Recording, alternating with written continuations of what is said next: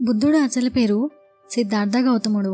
సుమారు 563 బీసీ నాటి కాలంలో నేపాల్లోని లుంబిని అనే ప్రదేశంలో జన్మిస్తాడు బుద్ధుడు. ఆయన శుద్ధోదన మహారాజు మరియు రాణి మాయాదేవి కుమారుడు. రాజకుమారుడిగా ఆయన అంతఃపురంలో చాలా విలాసాల మధ్య పెరుగుతాడు.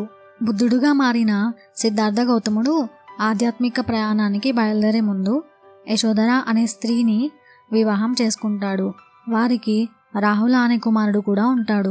ఒకరోజు రాజభవనం బయట ప్రయాణించేటప్పుడు బుద్ధుడు అక్కడ ఉన్న ప్రజలను ఇంకా వారి జీవన విధానం తెలుసుకుంటాడు.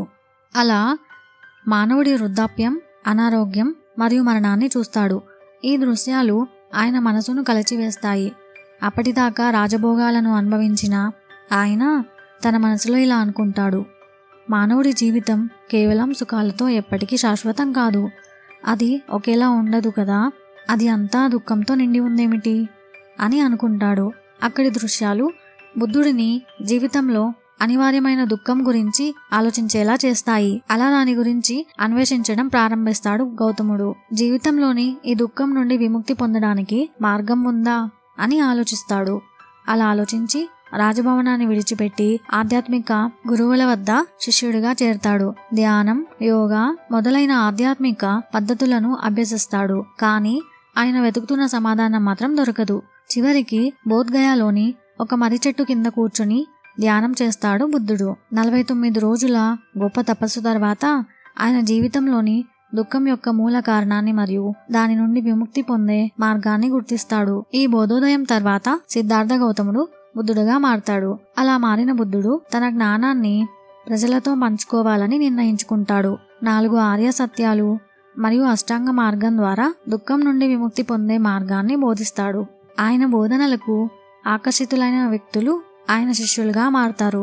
క్రమంగా బుద్ధ సంఘం స్థాపించబడుతుంది. బుద్ధుడు 80 సంవత్సరాల వయసులో కుషీనగర్లో నిర్వాణం పొందుతాడు. నిర్వాణం అంటే జనన మరణాల చక్రం నుండి పూర్తి విముక్తి. ఇప్పుడు మనం బుద్ధుడి జీవితం నుండి నేర్చుకోవాల్సిన కొన్ని ముఖ్యమైన విషయాలను తెలుసుకుందాం. జీవితంలో దుఃఖం అనేది తప్పదు, కానీ దాని నుండి విముక్తి పొందడానికి మార్గం ఉంది. సరైన దృక్పథం మరియు జీవన విధానం ద్వారా దుఃఖం నుండి బయటపడవచ్చు. కోపం, అసూయ వంటి అనర్హమైన మనస్థితి మన కష్టాలకు కారణాలు. మంచితనం, కరుణ, ప్రేమ వంటి గుణాలను మనం పెంపొందించుకోవాలి. జీవితం అంటే శాంతి మరియు సంతోషం కోసం ప్రయాణం. అహింస మరియు సత్య మార్గాన్ని అనుసరించడం వల్ల మంచి జీవితాన్ని గడపవచ్చు. మన మనసుకు శిక్షణ ఇవ్వడం ద్వారా దుఃఖం నుండి విముక్తి పొందే మార్గాన్ని కనుగొనవచ్చు. బుద్ధుడు తన జీవితాంతం భారతదేశంలోని వివిధ ప్రాంతాలకు పర్యటించి తన బోధనలను ప్రజలకు అందించారు. ఆయన బోధనలు బౌద్ధ మతం స్థాపనకు దారితీశాయి. బుద్ధుడి మరణం తర్వాత కూడా ఆయన శిష్యులు ఆయన బోధనలను ప్రచారం చేశారు. ఫలితంగా బౌద్ధ మతం ఆసియాలోని చాలా ప్రాంతాలకు వ్యాప్తి చెందుతుంది.